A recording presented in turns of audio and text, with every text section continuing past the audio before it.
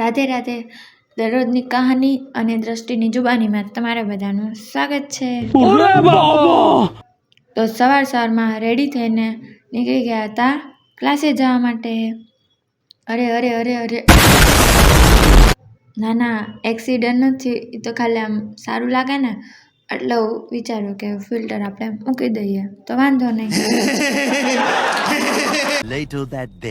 તો બસ ક્લાસેથી જતા હતા તો લાગી હતી ભૂખ, તો આવી ગયા હતા ફેંકીવાળા પાસે.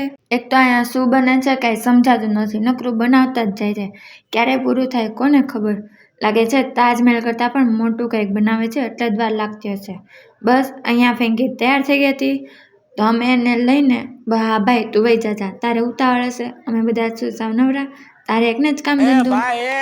જો અહીંયા પણ કામ ચાલુ, કાંઈ નહીં, આવું તો હાલ્યા કરશે. તો આજની કહાની અહીંયા ખતમ. મળીએ બીજી કહાનીમાં. જય શ્રી કૃષ્ણ.